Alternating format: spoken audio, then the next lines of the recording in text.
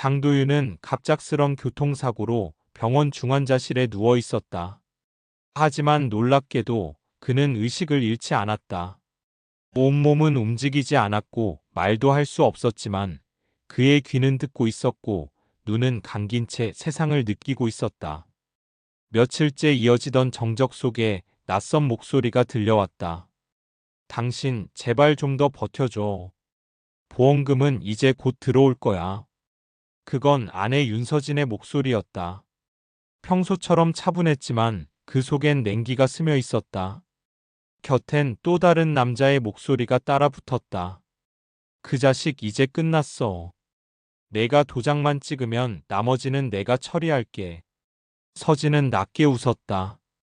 지금처럼만 가면 조용히 정리할 수 있어. 도윤은 입술조차 움직일 수 없었지만 뇌는 거칠게 소용돌이쳤다.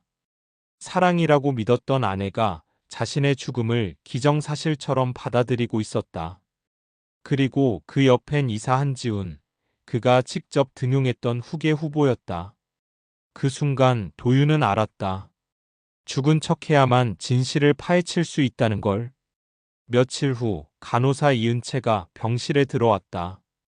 그녀는 조용히 환자의 상태를 확인하다가 도윤의 손가락이 미세하게 떨리는 걸 보았다.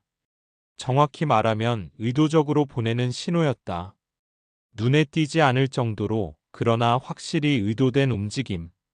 그날 밤 은채는 병실에 조용히 들어와 도윤의 귀에 속삭였다. 정신이 드세요? 듣고 계시죠? 미세하게 떨리는 손가락 한 번, 두 번. 은채의 눈빛이 흔들렸다. 제가 도와드릴게요. 아무도 모르게. 그날부터 은채는 매일 도윤에게 병원 내 상황을 전달했다. 서진과 한지우는 도윤의 사망을 기정사실화하며 상속 절차를 준비 중이었다. 보험금, 회사 지분, 자택, 그리고 도윤 개인 계좌까지 모든 것이 그들 손에 들어가고 있었다. 하지만 도윤은 죽지 않았다. 그는 보고 듣고 기록하고 있었다. 그리고 서서히 천천히 복수의 퍼즐을 맞춰가고 있었다. 병원은 더 이상 안전한 곳이 아니었다. 서진이 담당 의사에게 말하는 걸 은채가 우연히 들었다. 환자의 뇌파가 줄고 있다던데 필요한 조치를 해주세요. 연명은 원하지 않아요. 도윤은 결심했다. 이제 나가야 할 때다. 죽은 척하던 반격의 시작은 바로 탈출이었다. 윤서진은 병실 안을 한참 동안 바라보다 조용히 문을 닫았다. 그녀의 눈빛엔 슬픔 같은 건 없었다. 그녀가 손에 들고 있는 것은 남편 장도윤의 사전 연명의료 의향서 사본이었다. 연명 치료는 원치 않습니다. 그 한 줄이 모든 걸 가능하게 만들고 있었다. 그녀는 복도로 나와 휴대폰을 꺼냈다. 지훈 씨, 병원 측에서 조만간 결정 내려줄 거예요. 조금만 더 기다려요. 한지훈의 목소리가 이어졌다. 굿. 당신만 믿어. 도윤이 죽으면 회사는 내 거나 다름없어. 서진은 고개를 들어 병실 창 너머를 바라보며 말했다. 그 사람 오래 못 버틸 거예요.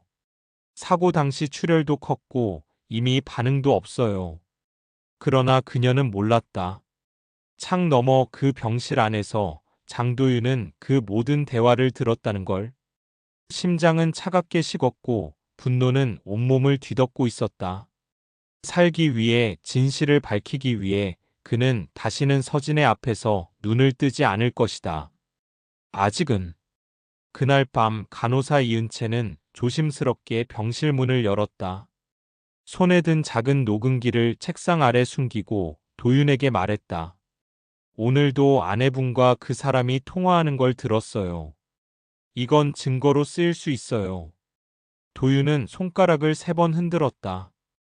은채는 그 신호를 알아챘다. 3명이 필요하다는 말씀이시죠? 그녀는 곧바로 수첩을 꺼내 이름 하나를 적었다. 윤하경. 해고된 격리. 그분이라면 회사 내부 자료도 확보 가능할 거예요. 제가 연락해 볼게요. 다음 날 서진은 병원 원장을 만났다. 환자 가족으로서 말씀드립니다. 가능하면 조속한 결정 부탁드릴게요.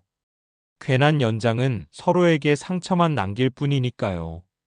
그녀가 나간 후 원장은 깊은 한숨을 내쉬었다. 이해합니다, 부인. 환자분의 상태가 호전될 가능성은 매우 낮으니까요.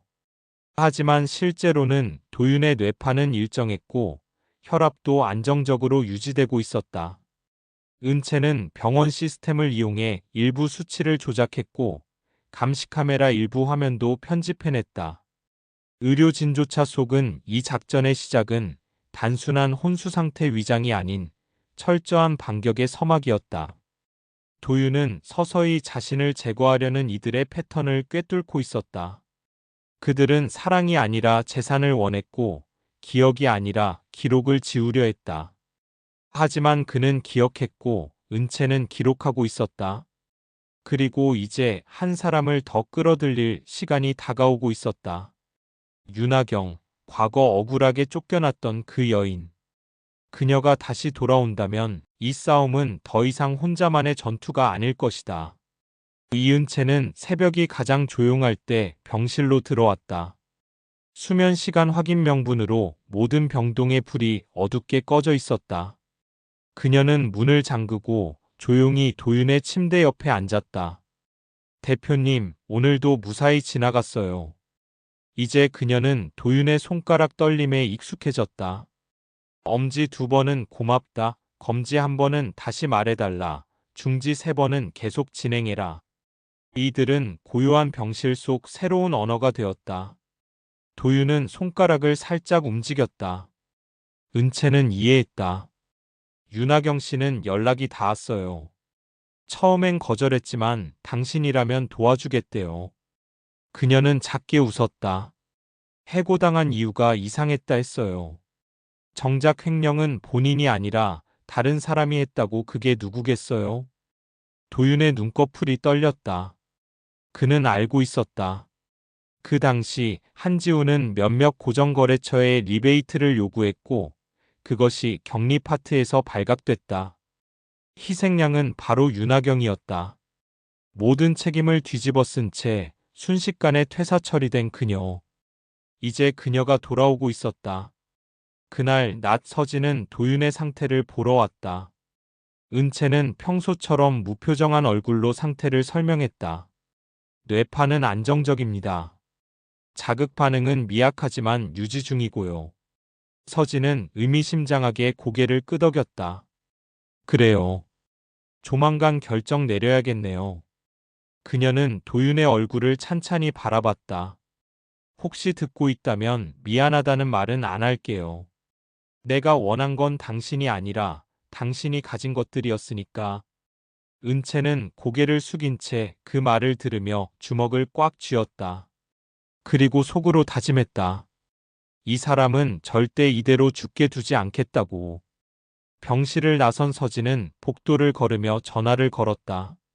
지훈 씨, 나 이번 주 안으로 병원 측에 연명 중단 요청할 거야. 유원장 처리도 그 전에 끝내야 해. 은채는 그날 밤 USB 하나를 숨겨 간호사실로 돌아왔다. 도윤과 서진의 대화, 병원 내 보안 기록, 수상한 전자서명 확인 내역. 그녀는 수면 시간과 틈틈이 모은 자료를 정리하고 있었다. 모두 도윤을 살리기 위한 증거였다.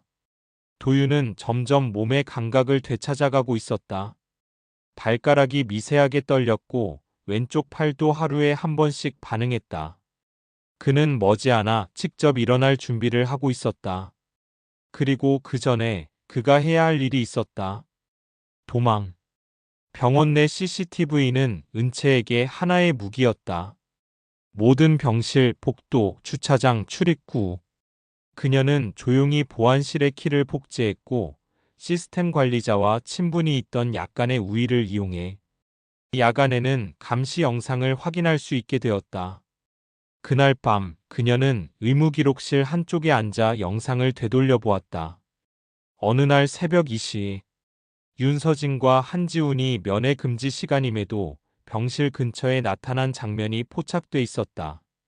둘은 문을 잠그고 안으로 들어갔고 서진은 도윤의 손에 뭔가를 쥐어주고 있었다.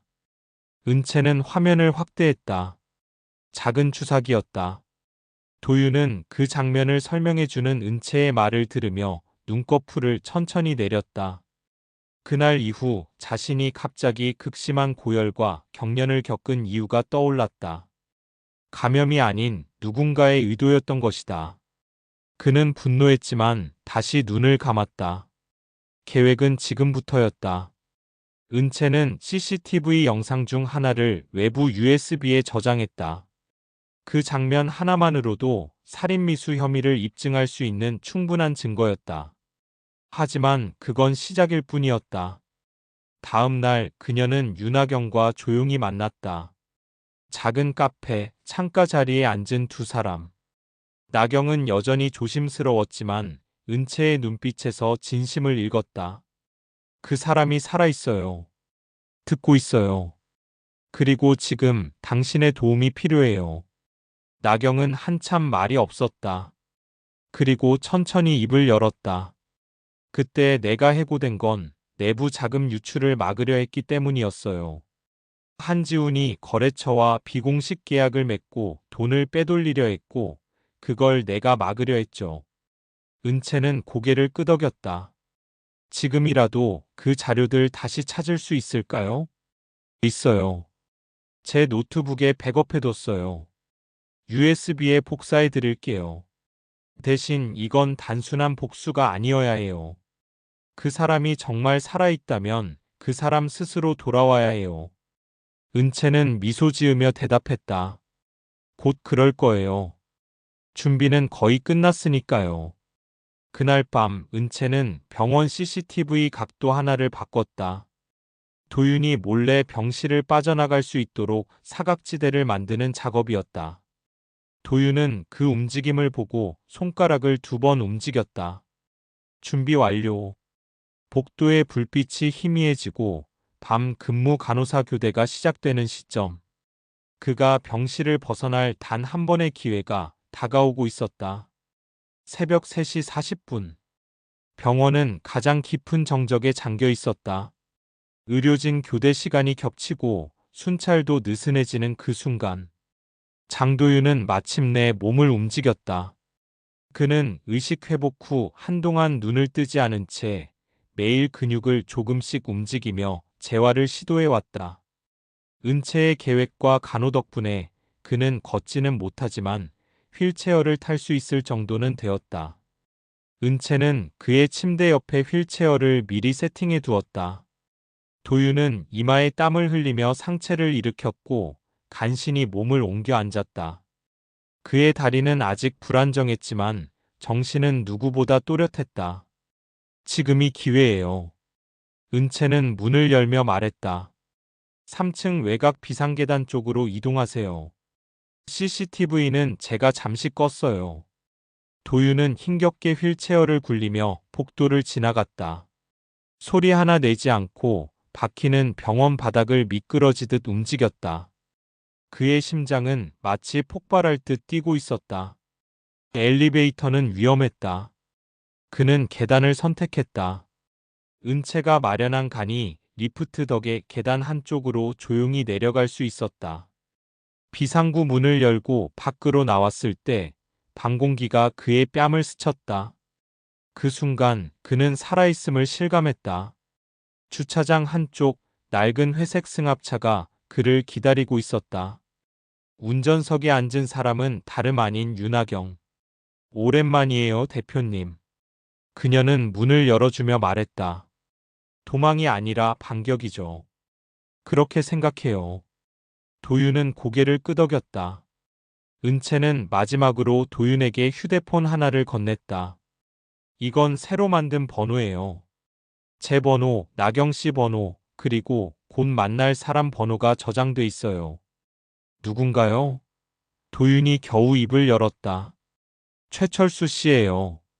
노숙자처럼 보이지만 사실 과거 형사였어요. 몇 년 전 뇌물 사건에 휘말려 스스로 경찰을 그만뒀지만 내부 수사 기록엔 능력자였죠. 그분이 도와줄 거예요. 결정적인 순간에 도윤은 숨을 깊이 들이쉬었다. 병원은 점점 멀어지고 있었다. 하지만 그곳에 남겨진 진실과 거짓, 증오와 복수의 씨앗은 여전히 남아 있었다. 이제부터는 그가 추적하는 쪽이다. 그를 죽이려 했던 사람들, 그의 재산을 탐했던 자들, 그리고 그들에게 맞서준 새로운 동지들. 밤은 깊었지만 도윤의 눈빛엔 다시 살아난 생기가 감돌고 있었다. 그는 더 이상 병실의 환자가 아니었다. 사냥꾼이 된 피해자였다. 서울 외곽의 오래된 고시원. 낮에는 철물점에서 일하고 밤에는 한강변 벤치에서 잠을 청하는 남자. 최철수. 그는 누구에게나 낡은 점퍼를 입고 술 냄새를 풍기는 노숙자로 보였다. 하지만 그 내면에는 누구보다 날카로운 직감과 기억력이 살아있었다. 장도윤 씨 맞죠? 고시원 앞 공터에서 그는 담배를 입에 문 채 말했다. 이런 식으로 다시 누굴 도울 줄은 몰랐는데 간호사가 부탁하니까 안 도와줄 수가 없더군. 도윤은 아직 휠체어에 앉아 있었지만 시선만큼은 또렷했다. 당신이 과거 형사였다는 건 알고 있습니다. 은채 씨가 당신에게 부탁한 이유도 이해돼요. 하지만 제가 살해당할 뻔했다는 걸 증명해야 합니다. 철수는 작게 웃으며 도윤에게 봉투 하나를 건넸다. 그날 병원 CCTV 의료기록 이상 징후, 그리고 한지훈이 병원 측에 보낸 수상한 계약서 초안. 내가 예전에 경찰이었을 땐 이런 거 추적하는 게 일이었죠. 습관이란 게 무섭다니까. 봉투 안에는 사진 2장이 있었다. 하나는 서진과 한지훈이 고급 레스토랑에서 마주 앉아 있는 모습, 다른 하나는 서진이 장도윤 명의의 문서를 들고 병원 변호사와 면담 중인 장면이었다. 서진 씨는 지금도 당신 재산 일부를 침해 판단 진단서와 함께 위임 처리 중이에요. 즉, 법정 무능력자로 만들려는 중이죠. 도윤의 눈빛이 차가워졌다. 자신을 지운 다음 모든 걸 갚겠다는 거였다. 저도 한때 사람을 믿었다가 크게 당했어요. 철수가 무거운 목소리로 말했다. 하지만 대표님이 그 여자에게 어떻게 속았는지는 이해가 됩니다. 사람 마음이란 게 원래 믿고 싶은 대로 보이게 되어 있으니까. 도윤은 고개를 끄덕였다. 그의 아내 박서진. 결혼 10년 차. 밖에서는 헌신적인 부인, 안에서는 점점 냉소적이고 계산적인 파트너가 되어갔다. 자신이 그녀를 믿었기에 망설였고 그 망설임이 죽음을 부를 뻔했다. 계획은 간단해요.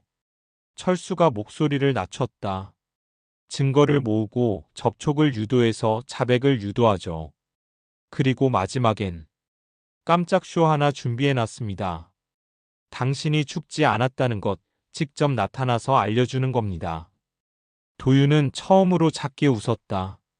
직접 무대에 서는 거군요. 가짜 유언장 쓰고 가짜 장례식 치르고 진짜가 나타나는 거죠. 철수가 말했다. 복수의 방식은 다양하지만 가장 통쾌한 건 상대를 스스로 무너지게 만드는 거니까요. 그날 밤 세 사람은 폐공장 옆 작은 창고에서 작전을 짰다.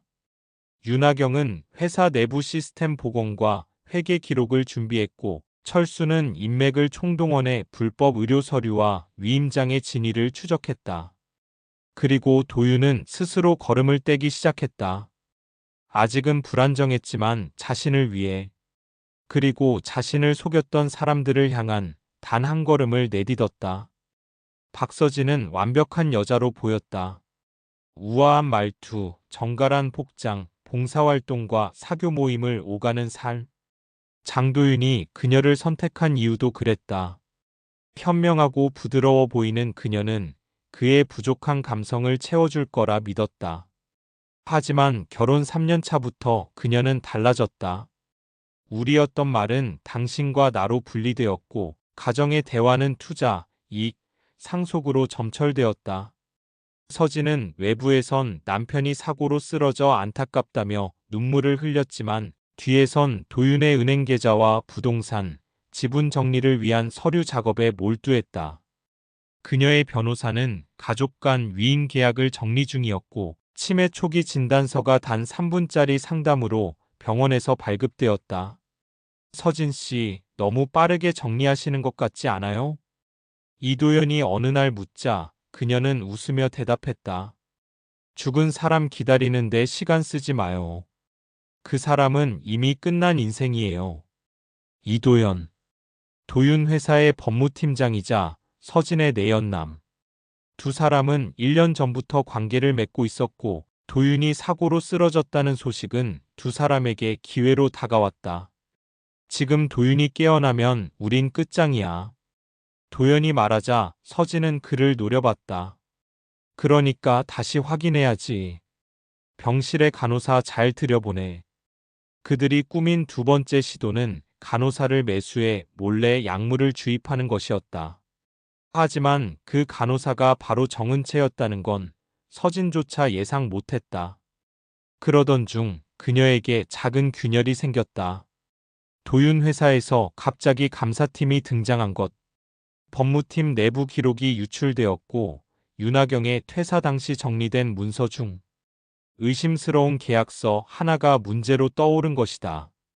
윤하경 설마 아직 그 문서 가지고 있는 건 아니겠지? 서진은 불안한 얼굴로 도연을 바라봤고 도연은 씁쓸하게 웃었다. 그 여잔 미련이 많은 사람이야. 쉽게 버리진 않았을걸. 위기는 천천히 다가오고 있었다. 그녀는 여전히 아름답고 여유 있는 미소를 지었지만 그 속에서 땀방울 하나가 흘러내리고 있었다.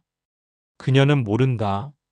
그녀가 죽였다고 믿은 그 남자가 지금 이 순간 숨을 쉬며 그녀를 지켜보고 있다는 걸. 그리고 곧 그녀의 모든 가면이 벗겨질 날이 가까워지고 있었다. 장례식장은 조용했다. 아내 박서진은 검은 정장을 입고 조문객을 맞으며 애절한 표정을 지었다. 장 회장은 참 좋은 남편이었어요. 더 살았어야 했는데.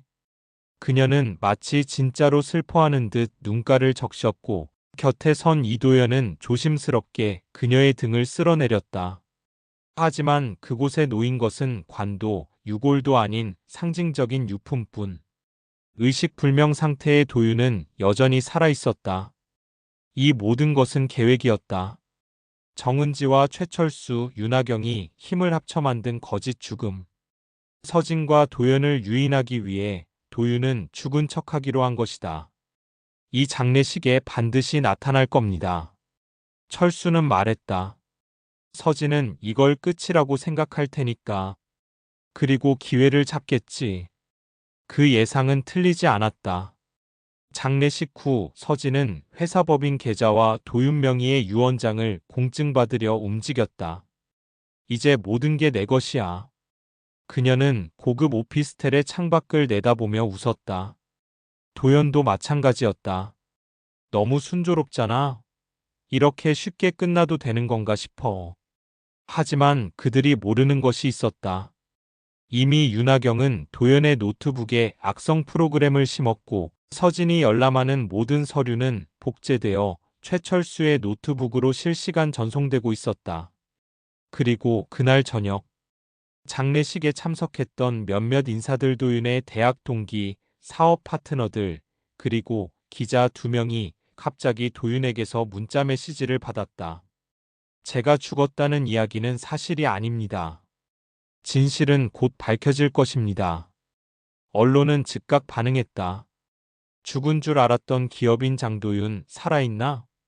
부인 박서진의 거짓 장례, 재산 상속은 무효. 서진은 충격에 휩싸였다. 핸드폰을 떨어뜨리고 식은땀을 흘렸다. 이게 어떻게? 그리고 며칠 후 장도윤은 병원 기록과 법적 서류를 들고 전면에 나타났다. 카메라 앞에 선 그는 단호히 말했다. 제 아내와 그녀의 내연남은 저를 살해하려 했습니다. 제가 살아있는 지금 진실을 밝히겠습니다. 서진은 TV를 붙잡고 비명을 질렀다. 그녀의 모든 계획이 한순간에 무너지고 있었다. 도윤은 살아있었다. 그리고 돌아왔다.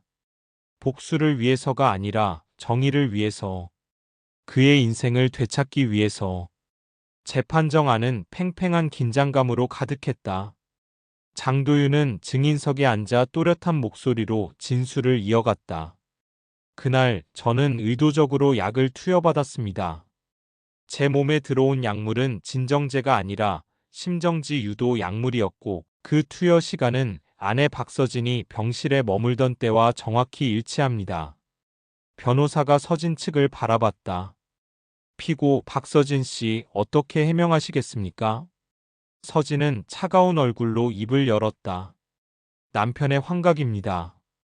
그는 사고 이후 정신적으로 안정되지 않은 상태였고 그가 말하는 모든 건 오해일 뿐이에요. 하지만 도윤은 반박했다. 오해라고 하기엔 너무 많은 증거가 모였습니다. 그 순간 스크린에 영상이 하나 띄워졌다. 병원 복도 CCTV. 간호사 복장을 한 여성이 병실 안으로 들어가고 그 직후 박서진이 몰래 의료 기록을 훔쳐나오는 모습이 고스란히 담겨 있었다. 이어 윤하경이 법정의 증인으로 나섰다. 박서진 씨는 대표님이 쓰러지신 후 법인 지분을 빠르게 정리하며 사적으로 자금을 이동시켰습니다. 이 계약서들은 제가 확인하고 보관한 자료들입니다. 도연은 마지막까지 말을 아꼈다. 하지만 최철수가 증인석에 서며 상황은 뒤집혔다. 제가 형사였을 때 이런 케이스는 꽤 봤습니다. 욕심에 눈먼 사람은 결국 스스로 무너지게 돼 있죠. 판사는 최종 판결을 내렸다. 피고 박서진, 이도연. 살인미수 사문서 위조, 횡령 혐의로 유죄를 선고합니다. 각 징역 12년과 10년을 선고하며 피해자 장도윤에게 금전적 배상을 명합니다. 도윤은 판결을 듣고 조용히 눈을 감았다. 긴 악몽이 끝났다. 사랑이라 믿었던 사람의 배신, 죽음보다 깊은 절망, 그리고 다시 일어선 자신. 그는 재판정을 나서며 말했다. 돈은 다시 벌 수 있습니다. 하지만 믿음을 잃으면 인생을 잃는 겁니다. 그날 하늘은 맑았다. 그의 인생도 오랜만에 햇살이 비추고 있었다. 법정 판결 이후 장도윤은 한동안 조용한 시간을 가졌다. 그는 재산과 사업 모두를 되찾았지만 마음 한켠에는 깊은 상처가 남아 있었다. 신뢰를 잃은 만큼 새롭게 믿음을 쌓아가야 한다. 그는 그렇게 마음먹었다. 첫 번째 변화는 사람들과의 관계였다. 간호사 정은지, 해고된 격리 윤하경, 그리고 노숙자 최철수. 그들은 도윤이 가장 힘들 때 곁을 지킨 사람들이었다. 진짜 가족은 피가 아니라 마음으로 만드는 것. 그가 깨달은 진리였다. 도윤은 이들과 함께 새로운 사업을 시작했다. 과거의 그림자를 벗어나 투명하고 공정한 기업 문화를 만드는 것이 목표였다. 신뢰가 회복된 기업만이 지속할 수 있다. 그는 자신의 경험을 바탕으로 직원들과 소통하며 새로운 비전을 그렸다. 한편 도윤은 자선 사업에도 힘썼다. 가정폭력 피해자와 노숙자를 돕는 단체에 후원을 시작했다. 내가 받은 도움을 세상에 돌려줘야 한다. 그는 진심으로 그렇게 믿었다. 그의 삶은 비로소 평온해졌다. 과거의 아픔은 완전히 사라지지 않았지만 그것이 그를 더 강하게 만들었다. 인생은 다시 시작할 수 있다. 그는 매일 아침 그렇게 다짐하며 하루를 열었다. 어느 봄날 그는 정은지, 윤하경, 최철수와 함께 벚꽃 아래서 웃었다. 우리가 함께라면 어떤 어려움도 극복할 수 있다. 그 말은 거짓이 아니었다. 장도윤의 새로운 인생은 그렇게 조용하지만 단단하게 시작되었다. 과거를 딛고 일어나 진정한 신뢰와 사랑을 바탕으로. 그의 이야기는 끝이 아니라 새로운 시작이었다. 이 이야기가 우리에게 주는 메시지는 명확합니다. 가장 가까운 사람일수록 마음을 열고 서로를 진심으로 이해하려 노력해야 한다는 것. 그리고 때로는 자신을 지키기 위해 용기 있는 선택을 해야 한다는 것입니다. 삶은 완벽하지 않습니다. 때로는 쓰라린 배신과 아픔을 견뎌야 하며 그럼에도 불구하고 우리는 다시 시작할 힘을 찾아야 합니다. 오늘의 이야기가 여러분에게 작은 희망과 용기가 되었으면 합니다. 어둠 속에서도 빛을 잃지 않고 믿음과 사랑으로 나아가는 모든 이들에게 끝까지 함께 해주셔서 감사합니다. 당신의 삶에도 늘 평화와 행복이 함께하길 바랍니다.